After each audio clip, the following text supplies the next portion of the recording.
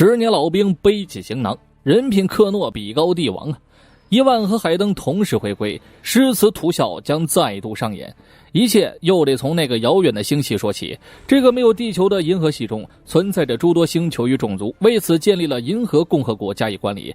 因为不满共和国的政策问题，各地的贸易和商业组织决定展开起义，组建了贸易联盟这个庞大的体系。但贸易联盟实际上只是一颗棋子罢了，他们派兵入侵了喜爱和平的纳布星，而共和国为了解决此事，派出了银河派出所绝地武士团，由奎刚、欧比旺师徒俩出马，途中有缘救下了纳布星的女王帕德梅，并展开了惊险刺激的绝地逃生，一路逃到了图塔因星球，与当地的天才少年安纳金成为了朋友。奎刚一出手就是老绝地武士了，他感受到安纳金体内蕴含着前所未有的元力，仙元体指数甚至超过了尤达大师。预言中，一个能为元力带来平衡的人，武士团称他为天选之子，而安纳金就是那个天选之子。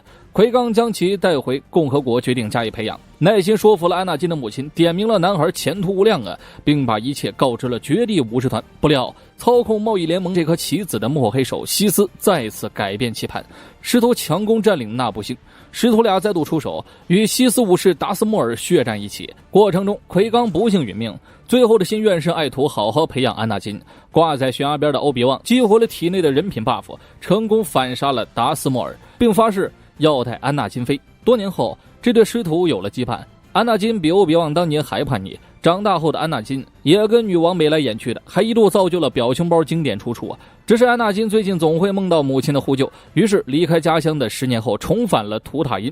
此时的他已经是个独当一面的绝地武士，奈何命运不公，安纳金的母亲死在了塔斯肯人的巢穴。安纳金天行者一怒之下选择屠族，这位叛逆的年轻人距离黑暗仅差一步之遥。他认为是师父限制自己的自由，才酿成了母亲被杀的惨案，而西斯的棋盘还在改变。银河共和国其实早就暗流涌动了，以杜库伯爵为首建立了分裂党，他们想脱离共和国的掌控，而杜库还是绝地武士中的一员，这让共和国面临了巨大危机。共和国首相帕尔帕廷被赋予了应急权力，调动一批克隆人军团去围剿杜库，当然为数不多的绝地武士们也全军出击。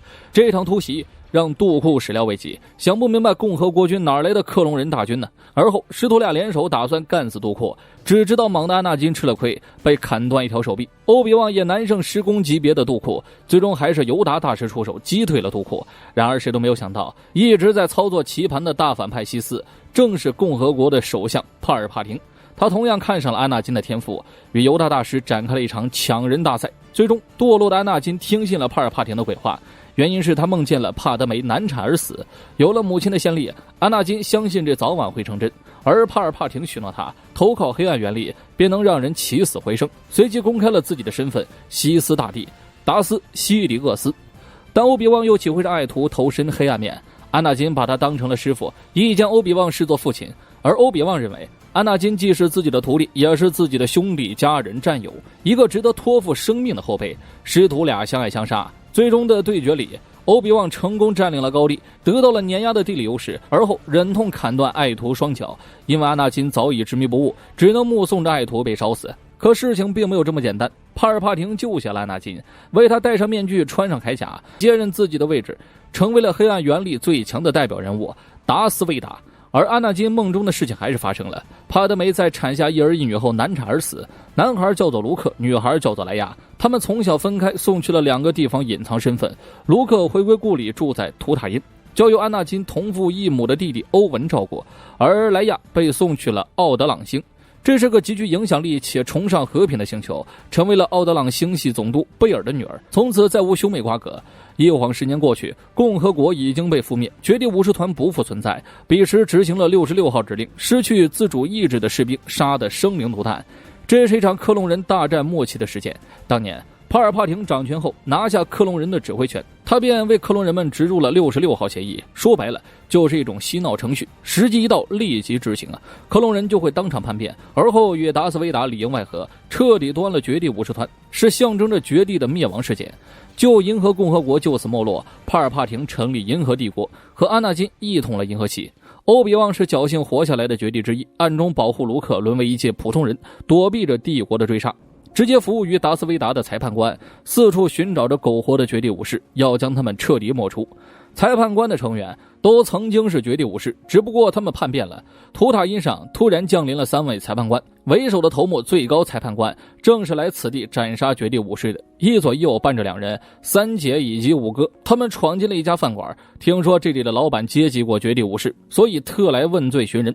大判官和五哥虽然心狠手辣，但做事有些技巧。登门第一件事，以德服人呢。只要大伙出卖绝地武士的下落，那重重有赏啊。但三姐为人粗暴，野心极大，他的目标是活捉前绝地武士欧比旺，只要把此人带回尊主面前，那必定是升官发财呀。所以三姐直接用飞镖威胁店老板，躲在人群中的绝地武士不得不出手救人。眼看不是欧比旺，三姐打算就地斩首，但大判官又原力阻止了他，这一耽误让绝地武士逃之夭夭。大判官责备他过于鲁莽，绝地武士已是穷寇，并警告三姐别再纠结于欧比旺了，否则革职处理。当了10年普通人的欧比旺，每天也就是那点行程，按时搬砖，按时下班，过程中白嫖点生肉拿回去给坐骑当晚饭。工头克扣工资，武力威胁，这种事儿他也只能全当没看见，不是虎落平阳，而是入乡随俗，隐藏身份。欧比旺枯燥的生活日复一日，平时唯一的闲暇时光就是在远远注视着卢克的成长。安纳金那档子事儿早已经成了解不开的心结，没有一天不再为爱徒的事情而伤心。欧比旺一直以为安纳金死在了那场战斗中，他有时会拿打工赚来的钱给卢克买些小玩意儿，夜里偷偷送去男孩家，为他带来一些快乐。奈何贾瓦人太会做生意了，经常偷欧比旺的东西，然后再卖给欧比旺。对此种族的癖好，欧比旺也懒得计较了。这一天，刚刚看着卢克入睡，正在回家的路上，欧比旺敏锐地察觉到有人跟踪自己，随即见到一个男人，他自称纳里，正是白天被追杀的绝地武士。此人认出了欧比旺，并请求帮助，但欧比旺隐姓埋名，在图塔因上他的化名是本，不想掺和任何事。在他眼里，绝地武士团早就已经是过去式了。那里非常失望，欧比旺是旧时代的代表人物，属于路见不平拔光剑相助的正义之士啊，而如今呢，却沦为贪生怕死的糟老头。欧比旺给了他个建议，把光剑埋进沙漠，和自己一样换个身份苟活下去。说完便离开了。又是一天枯燥的打工生活，白嫖了肉块给坐骑吃，结果欧文拦住了他，并把小玩意扔在了地上。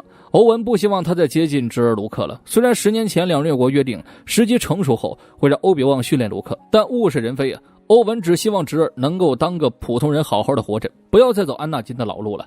说到痛处，欧比旺无力反驳。当年他和奎刚信誓旦旦的保证会让安纳金出人头地，可结果却令人唏嘘啊。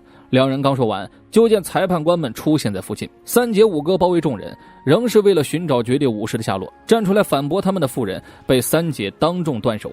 随后他又站在了欧文面前，意思很简单了，如果有人为了保护绝地武士撒谎，那总不会看着同乡人被杀死吧。三姐拿欧文和欧文的家人们威胁百姓，奈何大家是真不知道绝地武士的下落呀。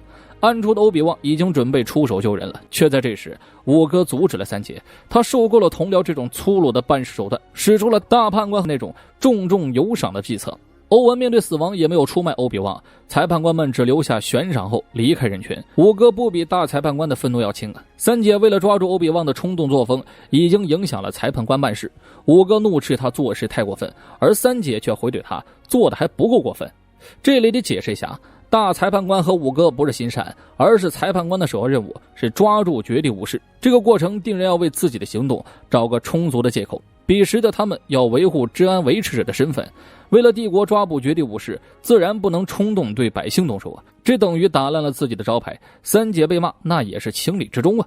他们走远后，欧比旺打起了欧文。奥德朗星上，莱亚已经成了这里的公主，虽然不是亲生的，却待她如亲生的。父母也习惯了这闺女类似男孩的性格，对她除了忍让，就只剩下疼爱了。莱亚的爱好也和男孩一样，就喜欢机器人和飞船。父母希望她以后能够当个议员。女孩子家家的就得是文官才好啊！就在母亲领着她前往招待会的路上，一批神秘人却在暗中监视着莱亚。抵达了招待会，贝尔夫妇和一众兄弟姐妹打起了招呼。莱亚也对表哥表达了善意，但后者并不鸟他这个公主啊。大人们商讨着正事儿，贝尔一生都在为和平奋斗。莱亚对礼仪机器人十分客气，这让表哥嘲笑他愚蠢。和机器人这种低等生物交流，还讲什么礼貌啊？莱亚讽刺道：“那和你交流也不用啊。”表哥喜怒不形于色，直言这个妹妹血统不纯，又不是奥加纳的皇家血统，别太把自己当回事儿。他知道表哥的话都是学舌来的，明显是表哥的父亲这么说过，再次讽刺表哥，让他别学点听不懂的话。说出来只会让人觉得可笑。这事儿闹得挺不愉快的，贝尔夫妇希望闺女去道个歉，不是因为理亏，而是他们作为奥德朗的掌权人，要学会宽容他人，不能和族人计较。莱娅不愿意这么干，贝尔便给他讲了个故事。曾经他的梦想是四处冒险，为此还做好了计划，可长大后发现儿时的梦想只是空谈，他的身份注定了未来，注定了要当一名议员。女儿把血统不纯的事说了出来，父亲没有任何的愤怒，反而俯下身子教导他，永远别产生不如人的念头，你是我们的女儿，就有奥加纳家族最纯的血脉，有朝一日这个星球会以你为尊，但干大事前要不拘小节，先去给表哥道个歉吧，毕竟以后你还要指挥他往东往西呢。莱娅欣然接受，然后反手溜进森林玩耍。他这毛病贝尔夫妇也习惯了，最主要他的性格随了贝尔，从不肯低头，可这次却让人抓住了机会。之前监视莱娅的赏金猎人出现了，要把这个公主绑架回去当人质。莱娅一路奔跑，可又怎么逃得过大人的追击啊？最终被带离了奥德朗星。图塔因上，欧比旺收到了紧急传讯，是贝尔夫妇，他们告知欧比旺莱娅被人绑架了。对方显然是谋划已久，没有要赎金，也没有留下线索，明显不是冲他们夫妻的权利来的。贝尔请求欧比旺出手救回女儿，如今值得相信的人只剩欧比旺了。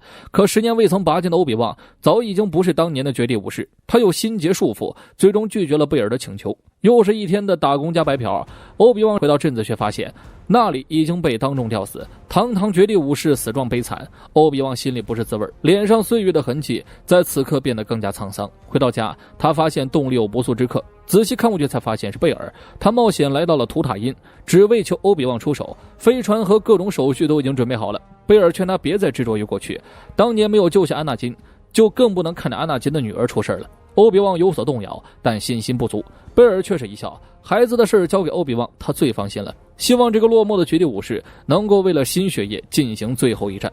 欧比旺眼神坚定，选择了出手。绑架莱娅的幕后黑手自然就是三姐了。他有消息称莱娅跟欧比旺关系匪浅，虽然绑架孩子很不道德，但若能引出欧比旺，那再大的风险都值得了。不论如何，他都想得到黑暗尊主的认可。另一边，欧比旺来到了沙漠中心，在这儿没有任何标记的荒芜之地中，突然向下方挖去，没有记号，因为记号就在心中。拿出了自己10年未曾佩戴的光剑，别在腰间，前往了下一张地图带雨星。虽然还是熟悉的孩子去哪儿的版本，但老王的回归还是让人激动啊！这是本人在星战中最喜爱的角色，可能看到了第2集的小伙伴都为这剧的口碑捏了把汗，担心高帝王高开低走，这一点我也有所担心。只是希望别辜负了伊万和海登的回归。这一局的时间线问题其实很友好，就是在安纳金成为达斯维达的10年后，并不需要看其他的衍生剧就能看懂。就是片中的3姐总让我串戏后羿骑兵中的闺蜜。以上就是第1集的内容，纯粹是为了人品王启动了星战，目前在为打算补全之前的内容，希望各位别像人品王一样整天白嫖啊，还不快点点赞关注一下。我是瓜皮儿，下期见了。